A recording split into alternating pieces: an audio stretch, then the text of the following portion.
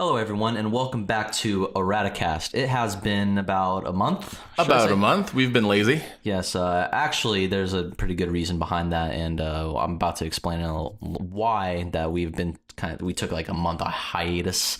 But yeah, we're back. Yes. And we're going to talk about something very cool that we witnessed the other night, which was last night. So last night. Yeah. So we're excited to talk about it, but first we're going to explain why we weren't around for a month, and that's because it's all my fault, because I was making a short film and I dedicated all my time to that short film. That wasn't work related stuff. Like, I would go to work and then I would make my short film. That was all my time, and I didn't have really any motive to talk about any movie that came out last month or this month. Or this month is we're going to be talking about a movie that's going to be coming soon. Hint, hint. Yes, but yeah, I'll leave a link in the description so you can check out that short film, see why it's been taking such a long time for us to come back, and hopefully you can decide for yourselves if that was really worth the month of break or not. I would say no, but doesn't matter what I think. It's about what you, the audience member, thinks. So absolutely. So we saw something last night. Yeah, saw something pretty incredible. That was actually a little unintentional, but then intentional after I realized what I said. Absolutely. It's actually the Finding Dory sequel that we've been waiting for such a long time. Yeah, so since 2016. It's Finding Dory 2, so technically it's the third of the Nemo series. The Nemo Extended Universe, the Niku, if you will. Yeah. And, it was pretty good. I would say that, they really outdid themselves. It was right up there with Cars 2. Yes. And The Good Dinosaur and Brave. Yes, that's some of my favorite films of all time. You forgot Bug's Life. I enjoyed Bug's Life. Honestly, Bug's Life 2 is... Bug's Life was awful. They make a Bug's Life 2? I didn't know about that. DreamWorks made it. Oh, shit. No, but we saw Incredibles 2 last night. We went to this Q&A screening down in LA where they brought in the cast and crew. We're talking like the full cast. We're talking director Brad Bird. Now, this is the director of the first Incredibles. He directed The Iron Giant. And I also found out he actually directed Ratatouille. I did not know that. Another underrated Pixar gem. I really liked Ratatouille, as a matter of fact. It makes you hungry after. Oh, dude, it always does. Yeah, and it's a very beautiful movie. And he also did Mission Impossible Ghost Protocol. Oh, shit, I didn't know that either. My favorite of the Mission Impossible movies. Did you do research on this guy before we did this podcast? Because I didn't know anything about this guy. I was on Letterboxd last night. I was putting up my review, and I was like, what else did Brad Bird do? And I was like, okay, the first Incredibles and Ratatouille, The Iron Giant, all bangers. Yeah. Mission Impossible Ghost Protocol, one of the best action movies to come out this decade, I believe. And then Tomorrowland, which, we don't ever talk about. Nobody wants to talk about Tomorrowland. Nobody wants to talk about Tomorrowland. But that's all right. And they all can't be hits. That's fine. Yeah, but Brad Bird is back. He is back with Incredibles 2. And he came to LA last night. Yeah. With the cast and crew. And we're talking about Craig T. Nelson. Yep. Holly Hunter. Holly Hunter, yes. Samuel L. Jackson. Bro. All right, we'll get to that in a second, but continue. And Bob Odenkirk. Yep. And a bunch of other voice actors, like Dash and Violet. I can't think of their names on the top of my head. But we should mention that the kid who did Dash's voice in this movie, the second Incredibles movie, is a different actor altogether, because the kid who did the voice for Dash in the original, as Brad Bird had said, is 20 years old now. Yeah, it's in his 20s. So there's no way they can get him back to do a kid voice. So they had to get a new kid voice actor, which to me, I haven't seen the first one in a while, so I really can't compare. But from memory, he sounded pretty accurate. It sounded like Dash. Yeah, he sounded very much like Dash. Yeah. So before we watched the movie, we had this Q&A, and this movie critic named Scott Mantz was there. Mm-hmm. And he was asking them all sorts of questions and stuff like that, Mostly they were all from Twitter, though. That was the thing. I thought it was going to be an audience participation thing, but they were just reading Twitter questions that people were asking. That in itself, where they're all there, they're all sitting down discussing the movie, because I wanted to know what was going on through Brad Bird's mind when he was like, what motivated you to make an Incredibles 2? Money. Yeah, he was just like, money. What inspired you to build a second Krusty Krab right next door to the original? Money. And he was very modest about, all the answers. He seemed like a pretty cool guy. Yeah, honestly, he really did. I mean, like, we're joking. He didn't obviously say money. I'm sure there's I think it was a live stream, so I'm sure there's a recording of it around there somewhere. But yeah, we were in the same movie theater as the entire cast of The Incredibles. Yes. Or like the main cast, should I say. And it was a pretty small theater. It wasn't like it was like a giant, IMAX theater or anything. It was a pretty standard sized theater, like something you'd go see like a 2-week-old movie at a matinee. Like, it was pretty small.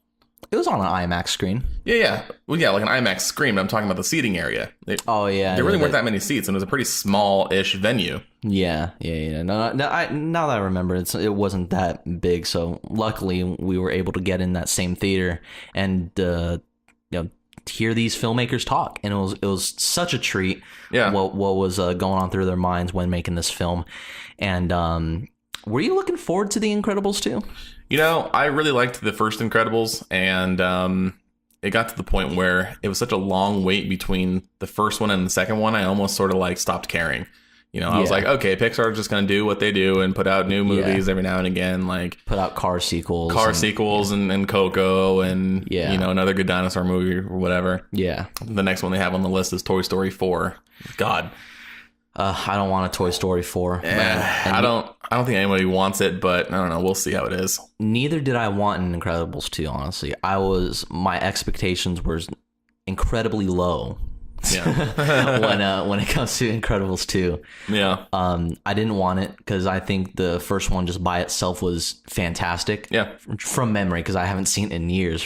But from what I remember, it was great. Yeah. And I'll watch a lot of video essays on like adults talking about The Incredibles and how much they loved it, and they'll go into depth on how much of an impact they make on the superhero genre itself. Well, because think about it, it wasn't so much a superhero movie as it was a family little slice of life movie that they just happen to be superheroes. They were dealing with normal family issues, but they just happened to be also dealing with superpowers, which I think made it really interesting to see how these people reacted to, certain issues that like a normal person would face. Like in the beginning where Mr. Incredible is working at the insurance firm. He's a dickhead boss who's just belittling him the whole time. And like any person would want to throw their boss through a fucking, all those walls, but we can't. We get fired. But he does it anyway and gets fired. Yeah, exactly.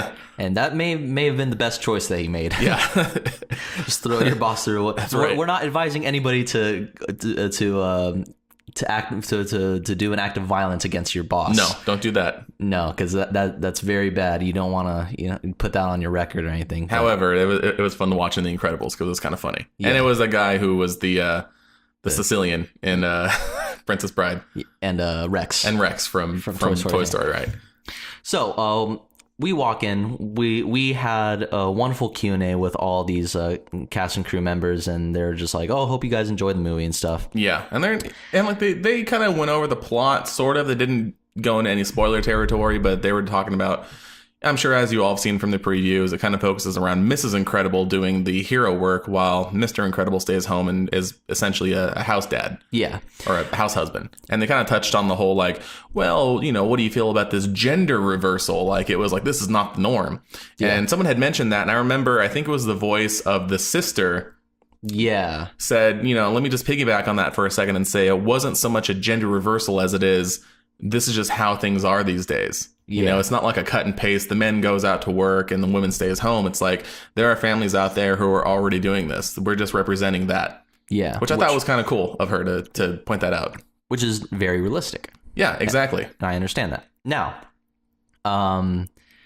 Q&A's over, and fast forward to the movie being over. Wait, what? Hold on. Before we go into the movie, like the actual movie part of it, of course, Samuel L. Jackson is, as always, a treat. He's drinking. Oh, yeah, that's right. He's drinking an icy, and he makes jokes about, "Oh, I'm a cool dude," because he plays Frozone in the movie. Which who doesn't love Frozone? Where's my super suit? Yeah, I would hear a lot of rumors, especially like people were say like a lot of the times he's grumpy and stuff, like the grumpy old man. Mm-hmm. But he looked like he genuinely wanted to be there. Like, Yeah, he really wanted to talk about it. Yeah, he was. Yeah, he seemed like he was smiling. He was laughing. You know, maybe we just kind of on a good day. I don't know. But point is, you know, he seemed like a nice enough guy to be talking to everybody, and so was everyone else there. Everyone else just seemed like you know, happy to be there, except Craig T. Nelson. But I think that was just him just being the grumpy old man. Yeah. Just kind of playing the part. He looked a little unhappy to be there. Yeah, but who cares? But he didn't get a whole lot of questions. They were asking Sam Jackson. So, yeah, pretty much. Because I mean, like, that's who we want to hear talk, you know? Yeah, exactly. But after the Q&A is over,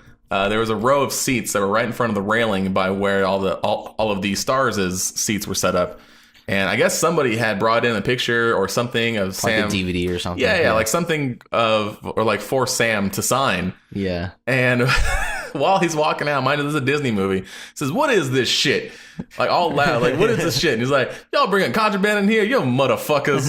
I'm like, oh, Jesus Christ. You heard him, and then someone else pulls out something, probably like a Pulp Fiction Blu-ray. He's like, something. "Oh, look at this motherfucker over here. Yeah, look at this motherfucker right here." I'm like, and everyone was laughing. Because, you know, it's like, obviously we're not going to hear him say motherfucker on air, on the live stream, a Disney live stream. But once it was all done and they had cut, this motherfucker, blah, blah, blah. I'm like, man, that's what we all came here to see. That's the Sam Jackson we love. That's exactly. And nobody was like, oh, gasp. We were just, oh my God. We're like, oh, yeah. It's like Harrison Ford being an asshole. Exactly. It's such a treat. Exactly. Because he's funny at it. Yeah.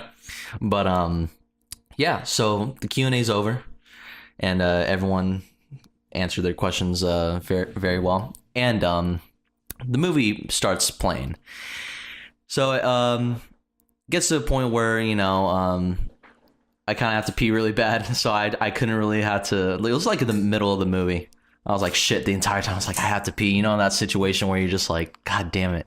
Like, I gotta pee, but I don't want to get up. Yeah. Yeah. But I can say that The Incredibles 2 was a movie that even at the moment where I had to pee so bad, I could not get up and leave because I was so intrigued on what was happening with the movie. This movie surprised the hell out of me. There really wasn't a boring part in the movie where I was just like, okay, can we get on with it? Like, there were some things that derailed the story a little bit. Yeah. You know, and we'll get to that in a second. But all in all, I felt like it was paced pretty well. There wasn't a point where I was like bored. All the stuff had a meaning to it. There wasn't anything that was just there for filler. Yeah. You know, even the stuff that you kind of think of as filler, it really kind of helped progress the story a little bit, I guess. We can get into that in a second. But yeah. So here's how this is going to work. So we're going to give our brief thoughts on the whole movie. Mm-hmm. And we're going to say what we liked about it without getting to too much spoilers. Right. We're not going to talk about any spoilers within our first initial thoughts. But then we'll do a spoiler review later, and we'll give you guys a heads up. So, hey, we're going to be heading into spoilers. So because we're not bullshitting when we say that we saw the movie. Yeah. We'll give you guys a good 30-second heads up if you guys are, you know, on in the shower listening to the podcast or whatever. If you're on the toilet or, you know, you're driving to work or something and you're listening to this podcast. We'll give you guys a heads up. Essentially. Right. But first we're going to talk about we're going to do our non-spoiler review of Incredibles 2. Mm-hmm. My initial thoughts of it is we can all agree when it comes to like Disney Pixar movies, the animation is just outstanding. They keep getting better and better with each movie. And kind of going back to that Q&A they did, who's the director again? Brad Bird. He actually was saying, like, you know, as Pixar had progressed, it got to the point where back in the 90s and everything, when they first started, like, whenever a movie would come out, you'd see the progression. You know, it'd be like, oh, this looks so much better, that looks so much better, and so on and so on and so on. But he says it's gotten to the point now where it's just smaller increments. Like, there's really not much more that they could possibly do with the animation. So he's like, now it's just the fine details that they're putting in there now. And honestly, there were so many fine details in that movie that, like, anybody who wasn't looking out for them would absolutely miss. Yeah. And they were on screen for a split second, if that. But they put it in there. So, to me, it showed, like, man, they care about this sort of thing. They want it to look as best as it possibly can. Yeah, exactly. There were no cut corners. Yeah, they gave a shit. Yeah, exactly. That's, like, the coolest thing that, you know, any filmmaker wants to feel whenever their movie's done is like their crew actually put in the time and effort. And you saw within the little details, within the fabric of the clothes, to like Violet's hair, as like the Q&A says, is like it's so detailed to the point where it's like they really didn't have to do that just for any audience member that's just like, I'm just here to experience some cool superhero action. Yeah. And that's it. But Pixar, being the legendary team that they are, they're just like, no, we're going to put in all our time and effort to make sure every little detail, including Frozone's snow, which blew my mind. Yeah, that was awesome. That it looked as real as possible. You know, I really feel like they were showing off a bit with Frozone, because obviously he was in the movie a little bit more. Yeah. Like, no spoilers, but when he, you know, obviously, like, you know what his powers are, the control of ice and frost and things like that. He used a lot of that, and just the effects that they were going into him doing what he did. Yeah. It wasn't just ice. It was like frost. It was snow. It was this. It was that. It was icicles, and he was doing all sorts of stuff. Right. It was like, oh my God, like, dude, this looks great. Yeah. This looks awesome. Exactly. You know, and like you said with the hair, like there was a scene where blow drying the hair. Yeah. And it was just like, my God, like you didn't need to put that in the movie. You really didn't. Yeah. But it kind of reminded me of that sushi scene in Isle of Dogs. It's like they really didn't need to do that. But it was beautiful to look at. Exactly. But yeah, of course, and that's not much of a surprise. Animation is all great and stuff. Yeah, so like that in itself, 10 out of 10 for me. Yeah. Yeah, just animation alone, 10 out of 10. Yeah. So easy. So there's the animation. So we get to the whole one more thing added to the animation is that it was so detailed, but it didn't lose that incredible style. Yeah. The style in the first one was so apparent that it distinguished itself from the rest of the Pixar movies. Mm-hmm. Like you're mentioning to me last night, it's like it had that 50s aesthetic, old school futuristic look to the movie. Yeah. But just in the modern day. That's very much Incredibles. It sort of reminded me of like Fallout, where everything's futuristic but has that 50s aesthetic. Yeah, exactly. You know, like there was like hover this and electric motorcycle that, and then crazy shit in the Incredibles, but it was still sort of based in the 50s. Like they were watching Johnny Quest. Yeah. You know what I mean? That was dope. That was a cool little Easter egg. That was a dope ass Easter egg. I'm like, that's fucking Johnny, like the original Johnny Quest. Yep, the original Hanna-Barbera Johnny Quest. Yeah, that they were watching on TV. I'm like, oh my God. So that's actually kind of shows that like Brad Bird was definitely influenced by Hanna-Barbera. Yeah. I mean, any animator is influenced by them. How much of an impact that they made on American animation. Well, because think about it too, like that whole like 50s contemporary style that you saw in the movies. You look at the Jetsons, you look at like any of these animations that they had done, the Hanna-Barbera had done back in the day. It had that sleek kind of like jazzy 50s kind of style, and that was just exuberant in Incredibles 2. It was never seen before, but like they pay tribute to that style, but they add their own little Disney Pixar spin to it and just have a great style on its own. And and the animation adds to that. Yeah. As far as visuals go, it was incredible to look at. Mm-hmm. And again, no surprise, very bright, vibrant colors from the suits to the city that they live in, or even they bring in other superheroes within this movie and the superpowers that they have. They made sure the colors are very vibrant and it pops out to distinguish one character from another. Yeah, it was great to look at, and yeah, that was basically what covers animation. It was fantastic. Yeah. Voice acting was great as always. Oh yeah, of course. Craig T. Nelson still really good. Holly Hunter still really good. Yep. Sam Jackson being Sam Jackson. Obviously, he's really good. He's in a lot more in this movie than I thought that he would be. Oh yeah, and I'm glad that that he was. You know, even the kids played a lot. Like Violet and Dash played a lot bigger roles in this movie than they did in the first one, and I think they did a good job. Yeah, it was fantastic. There wasn't a point. Well, I mean, like the girl who plays Violet, she's an adult. Yeah, you know, but you know the kid who plays Dash, I think he said he was like 10 years old or something like that. Yeah, you know, so it's like one of those like it didn't sound like a kid actor. You know, like when you go see a movie, you go see like episode 1, Jake Lloyd. Yeah, you know, it's like, oh, that's a kid actor. You know what I mean?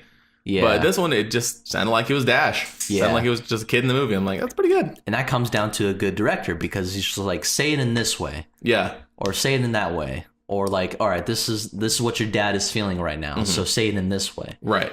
So yeah, that comes down to Brad Bird's on like his direction on how like the different tones that he wants his voice to be in.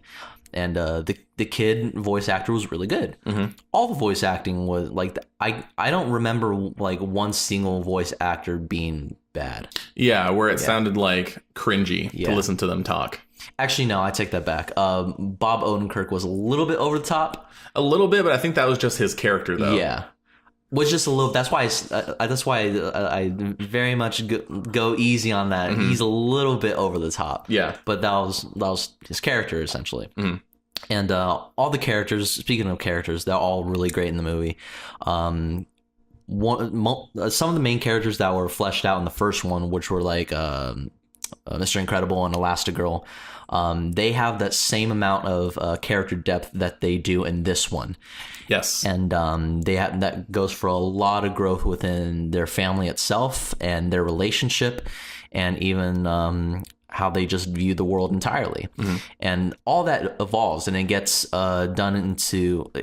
played into a couple of situations that I didn't expect it to go, which was pretty nice to see that they're still fighting. They're still doing what they do, but they're doing it in a way where they're doing it to protect the kids. And that's their ultimate goal. But they just have differing opinions on that. Yeah. And it's not really a spoiler, but there was a scene where they're eating at the dinner table, and their discussion does get a little bit heated, where they clearly have differing opinions when it comes to like this whole superhero thing. Yeah, superhero law, and we need to ban these superheroes and stuff. But one has a different idea than the other, and it gets to a heated argument because they just want to protect the kids. Yeah. But they have their own way of doing things. And I think that fleshes out their characters so much, and it makes this story in this movie much more interesting. And do you have anything to say about that? Well, I mean, I don't know. For me, like when the preview first came out of The Incredibles 2, like they kind of focused on, Mrs. Incredible doing all the superheroing and stuff. And I thought to myself, oh, great. It's going to be another one of these social justice, feminist, propaganda. That's what I was scared of. Yeah. Because like the previews, I mean, I'm not going to say that they don't do it justice, but they kind of create this idea that it's going to be one of these like, look at me, I'm a woman, I can do whatever men can do, blah, blah, blah, which is fine to an extent. But when it's being like jammed down your throat, it's like, all right, like we get it. Yeah. Like you don't need to go this hard on it. But surprisingly, they didn't go that route, at least not as heavy as it was there, don't get me wrong, but it was one of those, like, they didn't harp on it. They didn't, like, preach about it. It was just like, no, this is just the way it is. Yeah. And I was like, oh, okay, well, sure. And they wrote it in a way where it was just like... They share equal screen time. Yeah, exactly. When it comes to the dad and the mom. And the dad's doing something that he's really not used to doing, and then the mom's doing something that she's not used to doing. So they're like I said, there's some growth there. Yeah. And I really appreciate that, despite the job position switch, that it enhances the story. Yeah. And it wasn't just doing that just to fit in an agenda. And that's why I'm just extremely happy about. Because like you said, I was like, oh, shit. And I was like, no, not this SJW shit. Yeah, exactly. Like all these Star Wars and Disney movies are taking a turn for that sort of shit. Yeah. But... actually, like there was a scene in there where they were sort of talking about that specific idea, Yeah. And they asked Mrs. Incredible, well, how do you feel about that? Yeah. And she says, honestly, like the optimistic side of me says, like, we need each other. Yeah. Like, that's what it is. We need each other. It's not like, oh, men wouldn't be able to function without women. She's like, goes the same for women. Yeah. It was one of those, like, we need each other. We need each other to function properly. And that's the way that, any great superhero views the world. It's like, no, we need to work together. Yeah. Not just like, oh, I need to do this myself. And that it shows that in their younger years. Yeah, exactly. Where they're just like, oh, I work alone type of thing. But as soon as they get a family, as the movie progresses, like, no, we need each other because we have kids to take care of. And that makes it so much more realistic and much more relatable. Yeah. And at least for like from an adult's eyes who has kids, I mean, parents who have kids, they take them and go see this because it's But I mean, like, even if you don't have kids, it's a legitimately enjoyable movie for adults. Even if you're not even like a Pixar fan or an Incredibles fan or anything, I was surprised with how funny it was. Like, genuinely uncringily funny it was. Yeah. And look, I am not a fan of like Toy Story 3. Okay, that's fair. Or Toy Story 2. And most of it comes down to the way that the humor is written. The Senior Buzz thing, it's so cringy. You'd rewatch that. Well, I know. It's so a racist bad. caricature of a Spanish person. I know. It's so bad. And then there's Tortilla, Mr. Potato Head. And it's just like, oh, God. That was more of a visual gag, but... Yeah, it serves no purpose to the story. Yeah, it was literally just a ha-ha, ain't that funny? And then move on. Yeah, it's just dumb slapstick children humor. Whereas this one, it was very... It served its purpose. Like, it wasn't just a dumb gag thrown in there. It was like, it had to do with what was going on. Yeah, It was written in there nicely. Yeah. You know, it's not like anything we've never seen before. It's the funniest movie of all time. But I don't know. I appreciated the way that, you know, the comedy was written. Yeah. Surprisingly, it was really good. I'd say it's one of the funnier Pixar movies. Yeah. Not as funny as Emperor's New Groove, but you know what? For it to be like its own thing. Yeah, I mean, The Emperor's New Groove wasn't a Pixar movie, but I get what you're saying. The funniest, like one of the Disney movies. Yeah, exactly. Which, real quick, might I also say that the short in the beginning, was amazing. You know how Pixar always has, for those of you who aren't in the know, somehow Pixar always has little 5-minute short, unless you're watching Coco and it's 20-minute short.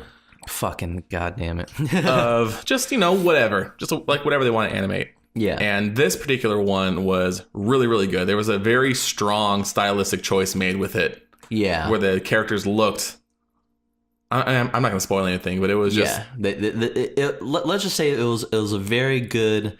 it's a parent short. Yeah, it's like a parent... It's the life of a parent, essentially. Like it's this giant metaphor for somebody being a parent. Exactly. And it was beautifully animated. Yeah. Everything looked great and got me a little teary-eyed at the end, as some of these are liable to do. Yeah, exactly. Yeah. Like lava. Oh yeah, lava's got a little teary-eyed of lava. Or I know this isn't Pixar short, but a Paperman. Yeah, oh yeah, that's right. I fucking love Paperman. Paperman was beautiful. Paperman is honestly their best short in my opinion. Well, I mean, that's Disney animation. Yeah. Disney short. But if we're talking Pixar, definitely lava and stuff. But anywho, back to Incredibles 2. Characters were great. The story was great. The action, of course, a lot more action in this one than there was in the first one. Yeah, and some scenes were very tense. Some of them were just a little bit like, all right, I kind of know where this is going. Mm-hmm. As to, you know, like the story, because it does get a little predictable and it does play it safe. Sure. That is one thing that I have to say about the story. If I'm not gonna, I don't want to feed you guys like, oh my god, it's the most greatest thing ever. We want to be real with you.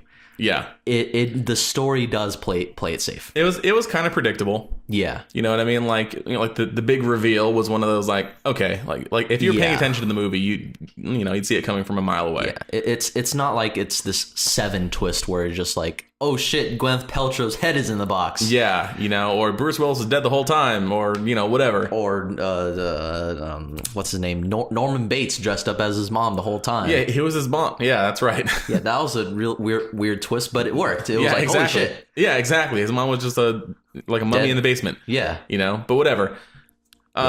Twist wise, I guess, whatever. Yeah. But, you know, they played it safe, which is fine. You know, again, this is a movie that they're marketing to everybody. Yeah. So they're not going to have a big think piece, you know, marketed towards like a general audience. Yeah.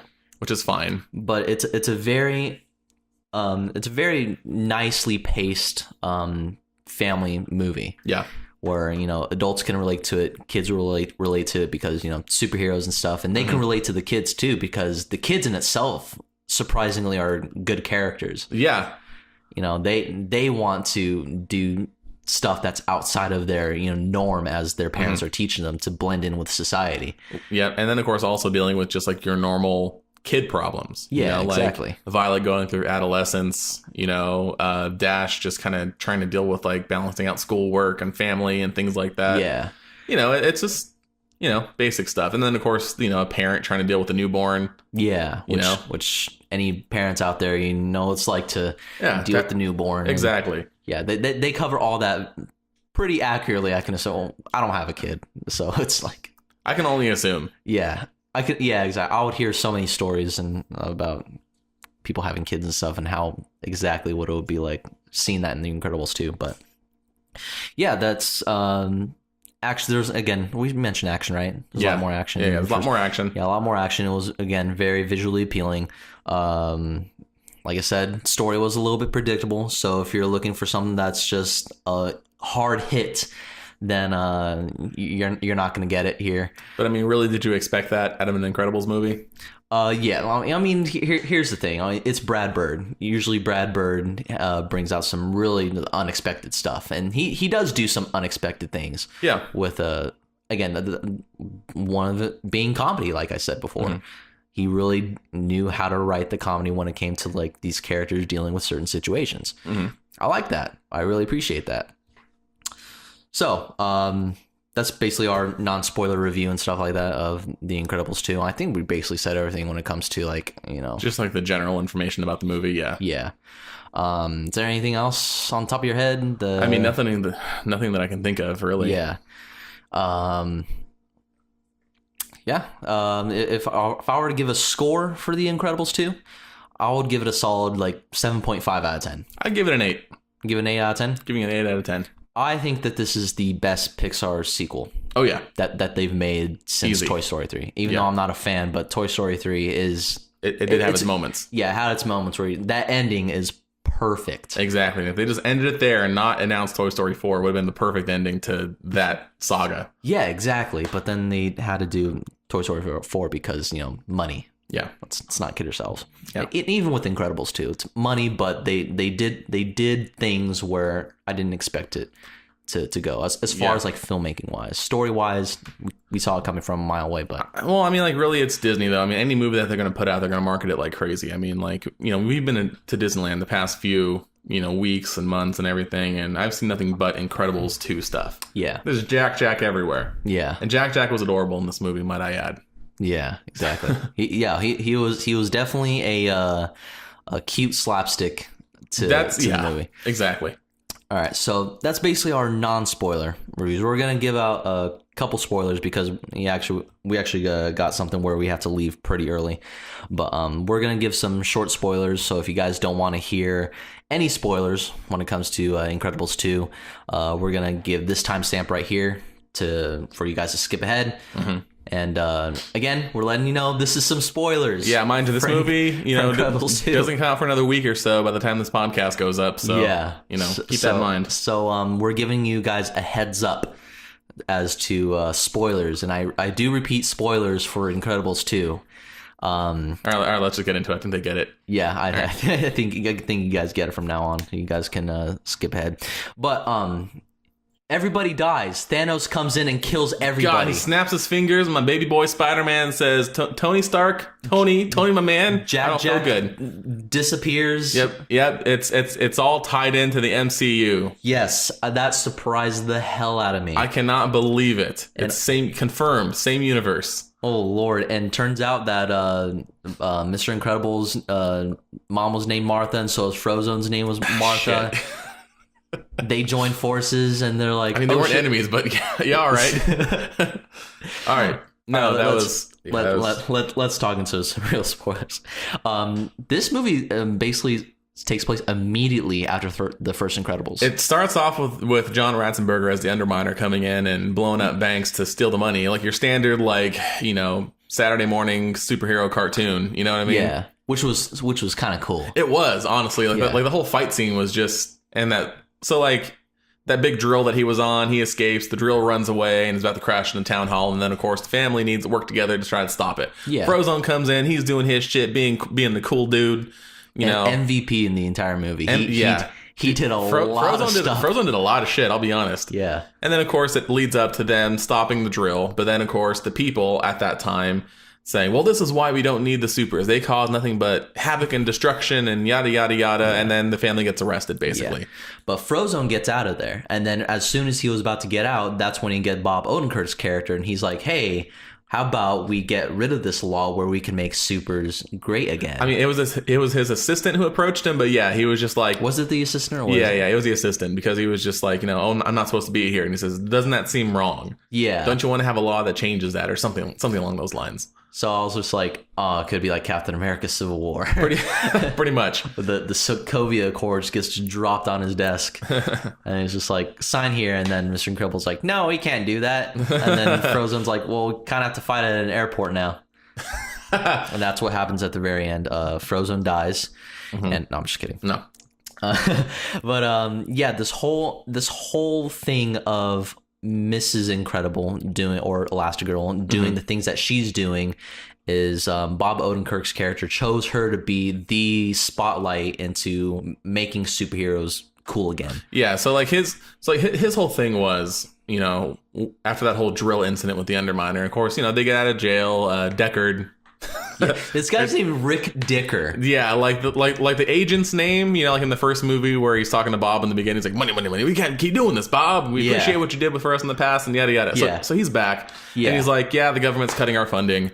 So, I don't have a job anymore. This is the last time I'm going to be able to help you out. So, which is kind of sad. Exactly, because they genuinely care for the guy, and he was like, look, I don't like what Washington is doing to you guys. You guys are people doing genuine good, and they can't see that. So he said, it's been an honor working with you family. I'm sorry I can't do more. He was a good character. I liked him. Heart of gold. Yeah, exactly. So, his whole thing was just like, you guys are on your own now, basically. Yeah. No more super stuff, because I can help you out after this. Yeah, so they had to go to a motel and just chill there. And live there for a bit, which leads into that argument that we talked about earlier where Mr. Incredible thinks like, no, we need to do what's right. And Mrs. Incredible says, no, we need to follow the law. Yeah, we need to follow the law, and then so the kids don't end up in jail. Exactly. And then Mr. Incredible's like, no, they can make their own choices. They're old enough, and they're able to control their powers. Like, what more can go? Like, you can see both of their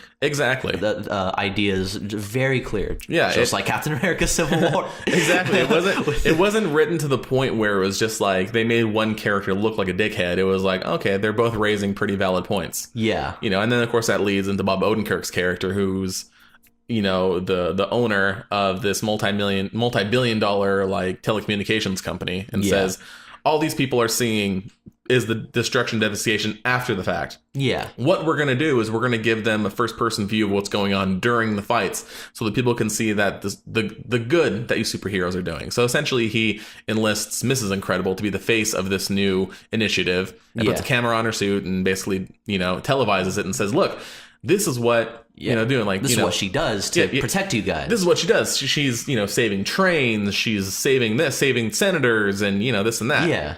Yeah. So at a certain point in the movie, like Mrs. Incredible's doing her thing. Mr. Incredible's at home taking care of the kids. Yeah, because he's not used to doing that. He's always used to going, and doing the hero stuff. Yeah, going to work, doing the hero stuff. But then now it's kind of like switched. Yeah, exactly. Where they're both doing something out of their comfort zone. Yeah. And because it gets to a point where like after Mrs. Incredible saves the day, of course, and then she's telling the husband, it's like, oh my god, it was so incredible, like I saved the train, I saved these people, I did all these things and people love me now. And then he's talking to her over the phone, and then he just kind of has that really cringe look to his face. Yeah, like that. I want to be out there doing that. Yeah, and you do feel for him, because it's just like you saw that in the last movie where he was just like, he hates his job. He kind of hates his life. Yeah. And you feel for him, because you want him to get back out there too. Yeah. But, even she tells him, it's like, hey, your time will come. Just be patient and stuff. But he's just like, God, I'm very proud of you, honey. But he's just like, yeah, exactly. Goddamn bitch. Taking my job away from me. But, there's like that big ego that Mr. Incredible has, and it does get in the way of his character, and that makes him very flawed, makes him very interesting. Yeah. And But the way that Elastigirl responds to all that she's willing to drop everything that she's doing when it comes to benefiting the public, making superheroes great again. Because there's other making superheroes great again. I didn't see that. Put that on a hat. Oh God! And it works too because the color scheme for the Incredibles is red. It's red. Oh no! Oh shit! I'm gonna. He does say that in the movie, the Bob Odenkirk character. Yeah, he does. Let's make superheroes great again. Yes. Oh shit! This is a Trump a Trump joke. Yeah. Interesting. Well, anyways, but yeah, Mrs. Incredible was willing to drop everything and say, "Hey, I'm willing to put all this down and help raise my kids." And, but even Mr. Incredible was like, "Hey, that's cool. Go out, do your thing. I got this. I got this." Yeah. And essentially, he doesn't. Yeah. He fails immensely when it comes to parenting because earlier on in the movie, at the end of the first one, that's when Violet gets asked out by that boy. Yeah, by that popular boy that she's all has the hots for the whole first movie. Yeah. But she's too shy to talk to him and all that shit. But the beginning of the movie kind of tells like his point of view. And after the Underminer comes up and then he's like, "Oh, I suddenly see these people in red suits." And then right when I was about to get out of there, I recognize one of the girl's voice. Yeah. And then that's when he finds out that it's Violet. Exactly. And then Mr. Incredible's like, "Yeah, we don't want this kid to know who we are." So he talks to Rick Dicker. He's like, "Hey, wipe this kid's mind." Yeah. Do the whole Men in Black thing on him. Which actually, that's what it opens up with. Is like, Deckard. Yeah. I'm just going to call him Deckard. Asking him questions like, "Oh, tell anyone about this?" Blah, blah, blah. And he says, "Don't worry about it. You won't remember it." And it zaps him with like a plunger thing. Plunger thing, erases his memory and, whatever. But inadvertently, he erases his memory of Violet altogether. He doesn't know who she is anymore. Yeah. So this whole time that Violet was supposed to go on this date with him, he sort of stands her up, but not intentionally. Yeah, exactly. It's revealed later that he's just like, "I have no idea who you are," and then she just kind of puts two and two together. And like, "You erased his memory of me," blah blah blah. Yeah. So like this is her first like actual boyfriend, more or less. Yeah. And then her dad screwed it up. Yeah, so he's dealing with that, and then at the same time, he's dealing with trying to figure out how to help out his son with his homework. Yeah, because that's going to be a thing that a parent does. This kid's going to say, "Hey, do you know how to do this?" And then they're like, "No, they want us to do it this way." And then he gets frustrated because it was like, "No, that's stupid." Yeah, they keep changing everything. Yeah, exactly. So it was that. It was with Violet, and then of course taking care of Jack, who in the movie. He has a shit ton of powers. Yeah. He has a shit ton. There's like multiplication powers. He travels through dimensions, laser eyes. Big old beast. Big old beast baby. He turns into he turns into a giant baby. Yeah, turns into a giant baby like a fireball. This goo. This goo, the thing that comes out of him and he can eat it. No, like that was part of the suit that we'll talk about later. That was to extinguish the fire baby, but remember when the raccoon was fighting him? But remember the raccoon was fighting him and was starting to beat on his head and turned into like goo? Yeah. All his punches sort of went through him. Yeah. So anyways, Mr. Incredible is trying to deal with that. He turned to flubber. Yeah. So Mr. Incredible is trying to deal with all that, with Jack, and then of course the kids and yada yada. So it's funny, as the movie progresses, you can see him getting like more and more like run down. He has like a 5 o'clock shadow. His eyes are all red. His eyes bags. Bags under his eyes. His hair isn't combed. He's a mess. Yeah, he's a mess. So he calls over Frozone to like try to figure out what to do about Jack because that was like the main thing. Yeah, you know what I mean? Because especially at the end of the movie, that's when it shows like, oh shit, he has superpowers. Yeah, exactly. But this movie expands on Jack's powers, on how many things that he can do, which I thought was a kind of a cool metaphor for the fact that he was a baby. That as a baby, your potential is unlimited. Yeah, you have just unlimited potential to do whatever you want. Yeah, and that was kind of like their personification of that. Yeah, like as a superhero with all these different superpowers. Yeah, you can do his possibilities are endless because he's a baby. Yeah, exactly. But then it kind of gets to the point where he's like, okay, we need to figure something out. So he goes to Edna. Yeah. Fucking love Edna. Edna Mode. Edna Mode, voiced by... I think it was... by the director. By Brad Bird. By Brad Bird, the director. Yeah. So, which I thought was hilarious. So, basically, she figures out ways... Like, she sees him as, like, an inspiration to, like, oh my god, he has a shit ton of powers. This is a great opportunity for me to, like, create the best super suit that fits fits him. All of these superpowers. Yeah. You know, so she takes care of him. She makes him a suit. Yeah, which is very adorable because she kind of becomes a mother figure in itself. Yeah, like Auntie Edna. Yeah, Auntie, yeah. Which is funny. But which was very funny. It does play up on that huge theme of family. And, yeah. That's what you kind of get from there. It was kind of adorable. It was. But yeah, so progressively Mr. Incredible gets better at being a dad. Yeah, he starts learning the math. He tries to fix the stuff with Violet. Yeah. She understands what he's trying to do. She understood why he did what he did with the memory erase thing, and she more or less forgives him. Yeah. And Jack, Edna creates a little device for him where this, like, I guess this infrared screen that it's like this iPad that she makes. And it like tracks what powers are about to happen. Yeah. So, they know what to expect and how to counteract those different powers. Yeah. So it makes Jack easier to handle, basically. But in a way, does that make it more vulnerable? Because, like, if they were to, let's say, make an Incredibles 3, if they were to have something like that someone will be able to control Jack? Yeah, maybe, but that's Incredibles 3. That's years away. Another 15 years away. Yeah, which I'll probably see day one.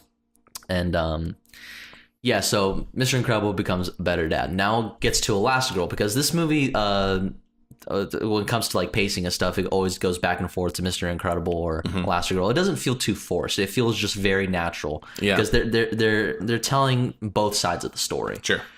And because they're very important characters, and it's not meant to deviate from like what's going on with superhero stuff. It's just their own personal story, and that's what you want to see, especially like when it comes to like a family movie. You want to see these characters be humanized, and they definitely humanized Mr. Incredible a shit ton. Absolutely. And yeah, you're rooting for him along with Elastigirl, which she was like trying to figure out how to make supers great again. But at the same time, when that happens, there's this new villain that pops up, the Screenslaver, which was cool name, by the way. That's a really cool name. That's a dope ass name. So whenever like a news broadcast would happen, it does the whole like Man of Steel thing where General Zod kind of takes over and like mind controls whoever's looking at the screen. Yeah, so people will have no memory of like what's happening, and he can basically control them to do whatever he wants. Yeah, and Mr. Incredible has to stop him. Yeah. And the Bob Odenkirk character is like, oh, that's kind of like a great thing. People can see that you're taking care of like the real bad guys. Yeah. And mind you, like Bob Odenkirk has like his sister who's like the tech tech guru. Yeah, like she's the Q to Mrs. Incredible. Yeah, exactly. Basically, providing with all the cool gadgets and shit. Yeah, which was really cool. I very enjoyed that. Well, I'll get back to like a backstory with the Bob Odenkirk character when he gathers like Frozone and Mr. Incredible and Elastigirl. He was all like, "Oh yeah, my father who ran the company beforehand believed in superheroes like 100%.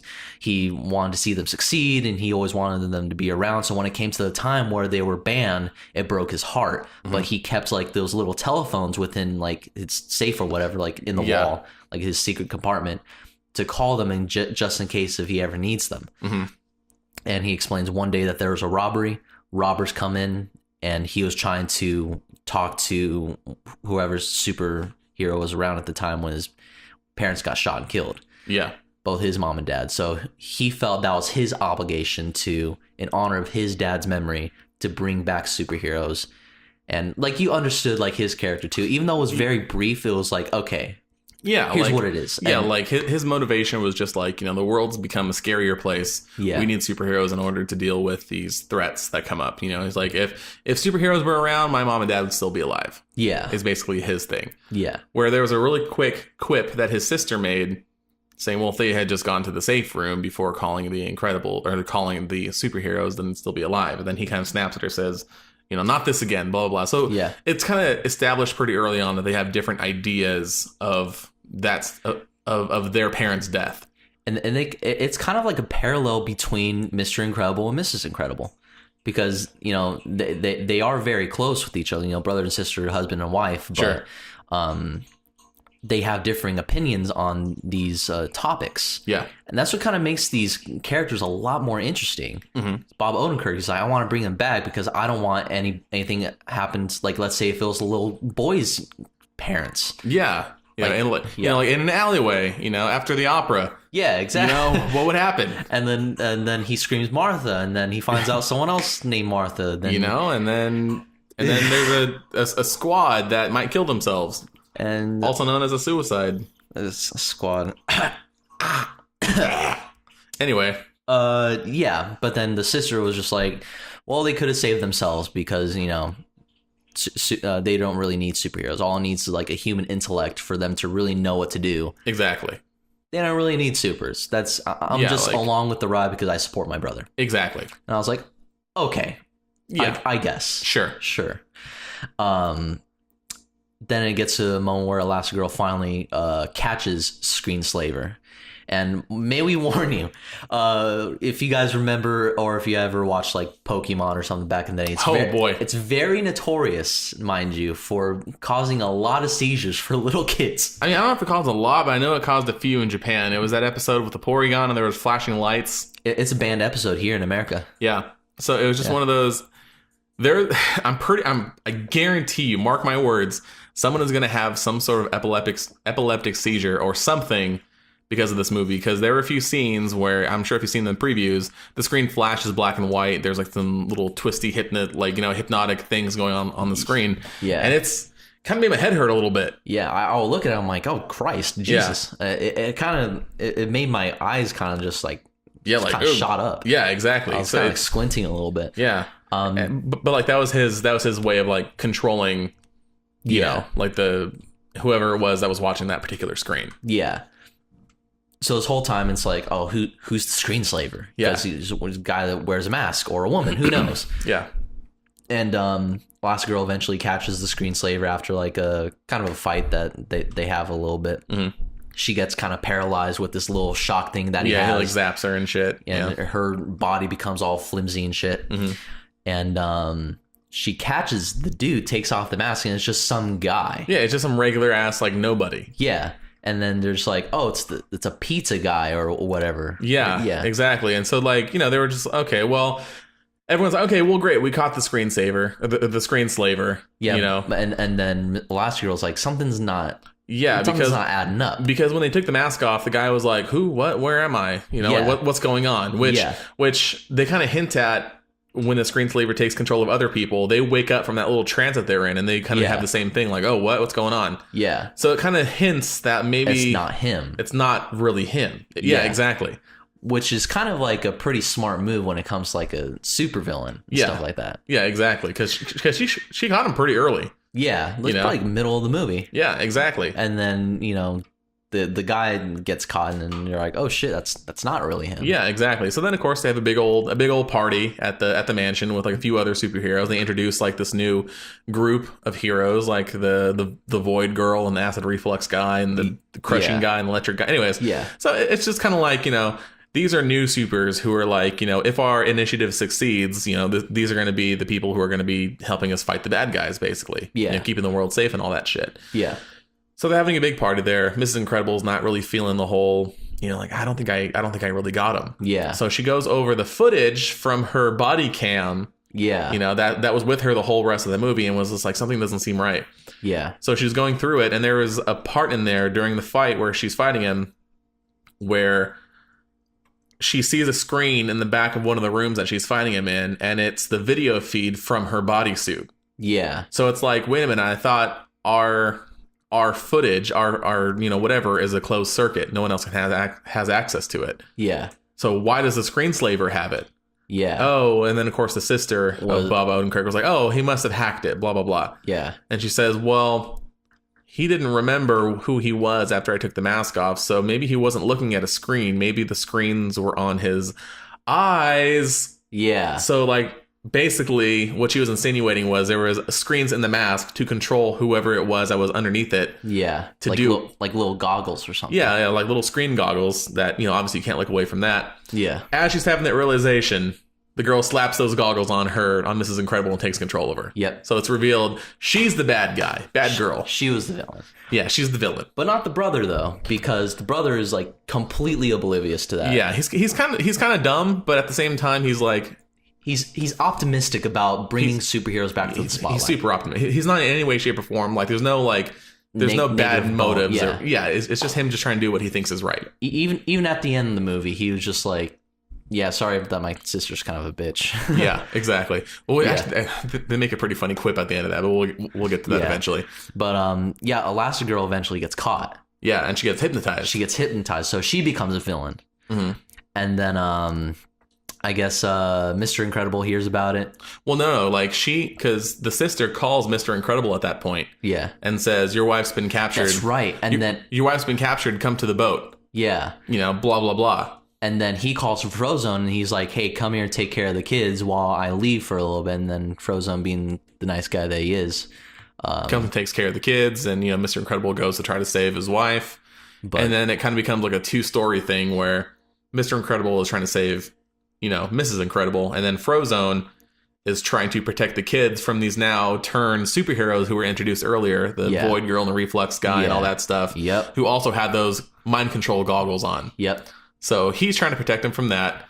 They end up getting away, and then Frozone gets hypnotized so too. He becomes a villain too. I'm like, no! I was like, damn, I can't do that to Frozone. But they also do that to Mr. Incredible. Yeah, they got him as well. Yeah, so the trio, they're all hypnotized. Yep. So now it's up to the kids that gain control of like the dad's car and stuff. They were able to get away. So now it's up to the kids to save the parents. Exactly. I haven't seen the first one in a while. Is that kind of like a trope in the first one where the kids have to like save the parents? Well, it's not necessarily like save Mr. Incredible. Yeah, it's just everyone saved Mr. Incredible, and then the kids just sort of help. Oh, okay. It's like Mrs. Incredible and all that other stuff too. But now it's entirely up to these kids. Exactly, it's entirely up to them. So they get on the ship, and mind you, this is while like this meeting of world leaders and their heroes from whatever countries they're from are on this big old like yacht boat to sign this like international like accordance to be like, okay, we're gonna allow superheroes again. Yeah, and it's live streamed. You're right, it's live streamed, of course. Yeah. So mind you, the whole world thinks, oh, the screenslaver was caught, we don't have to worry about that anymore, we're gonna get heroes back into the spotlight and have them do good again, blah blah blah. Yeah. So then of course, as soon as live streamed and they bring out Mr. Incredible, Elastigirl, and Frozone, hypnotized along with the other like grade B superheroes. Oh yeah, exactly. And then they give the speech where they're just like, you guys screwed us over for too long. You people forced us into hiding. Yeah. Now we're gonna take our vengeance upon you. So it was sort of like we're gonna make. Like the villainess's idea was like, we're gonna make society hate superheroes again, and we're gonna make them afraid of them, so they're gonna want to ban them forever. Yeah. And her whole motivation was, when people rely on superheroes, when they rely on other people to do what they become weak. Yeah, they become weak. They become soft. Which you kind of understand her motives too. Sure, it's like it's just like she just wants people to be able to fend for themselves. Yeah, that makes like a good villain actually. Exactly. It's like right up there with Killmonger a little bit. I'll say it with Thanos. Yeah, he just wants to make sure the galaxy has enough to go around. There are too many people. Because what makes a good villain, especially, is like their ideals. They believe it's the right thing to do, and then they give their reasoning as to why that is, and then it kind of makes you think a little bit. It's like, well, yeah, because it gets to a point where if we do rely on things too much, it does make us weaker as mankind. Yeah, just society in general. Yeah, and then you're just like, holy shit. You kind of see her point of view, but you don't agree with it. But you do see it. Yeah, exactly. Like even when she had that persona of the screenslaver, she like there was a whole thing where like society, all you do is watch your screens. You don't experience reality. You have reality TV. Yeah, it's one of those like you guys are losing what it means to become human again. You guys are relying too much on this screen, which was a parallel for you rely too much on superheroes. Yeah. So, anyways. Kids go in there, they save, Mr. and Mrs. Incredible and Frozone. They get their masks off. Yeah, and then they get all the other grade B superhero masks off. Exactly. They get into a huge a tussle. Yeah, they get into this huge fight. But at the same time, while that's happening, the villain's getting away, but she's like has this ship that they're on, like this yacht that goes underwater, but like above water at the same time. It's like a half submarine in a way. But it's heading towards the city, so now everyone together has like, oh, we need to stop this. Speed 2 cruise control. It's basically Speed 2 cruise control. Where the ship's going to crash into the city and just continue going, I guess, was her plan. They just needed Keanu in order to stop it a little bit quicker. Wasn't Sandra Bullock in that too? I don't know. Yeah, she was in both. Yeah. And that wasn't the best of Sandra Bullock, but there it is. Yeah, that is a thing, and that is Sandra Bullock canon. Yeah. And so that they have to work together to basically stop the spill while Elastigirl is going after the sister. Mm-hmm.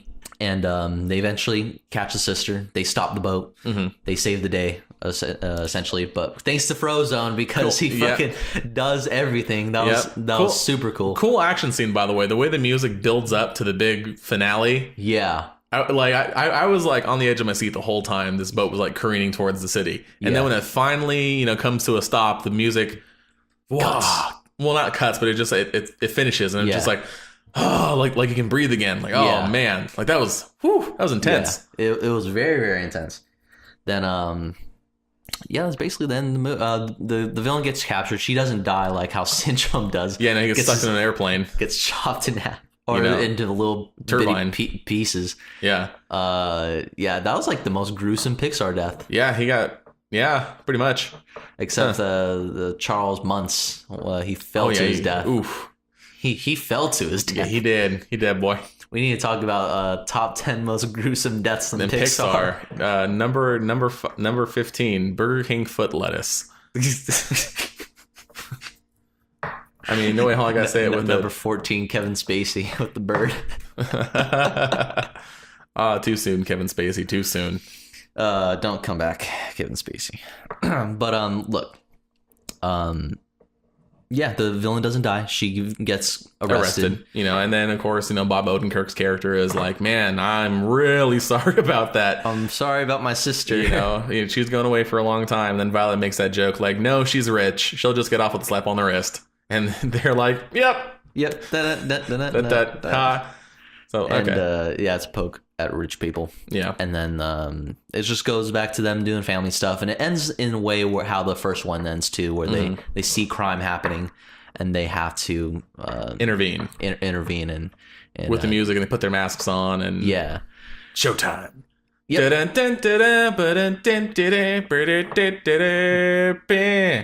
And then it says tune in next time to Finding Dory, and they're going to team up with Dory to find Nemo again because he got lost, I guess. And he has to, and so did Marlin. And then so it's confirmed a Pixar cinematic universe. Yes.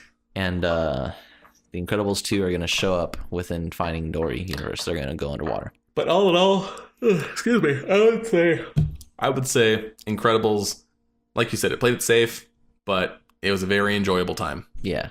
Talking about it in like spoiler territory, that it kind of made me appreciate the movie a lot more. I'm probably going to see it again. Oh, yeah. And then that'll be it.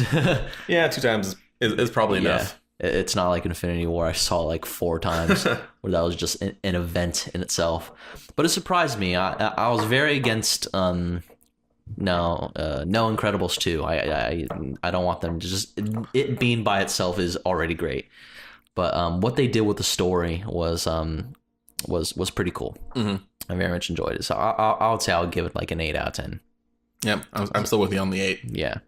So that's our non-spoiler and spoiler review of Incredibles 2. That's right. Yeah, we wanted to extend this episode a little bit longer, but we have somewhere to go. So any closing thoughts?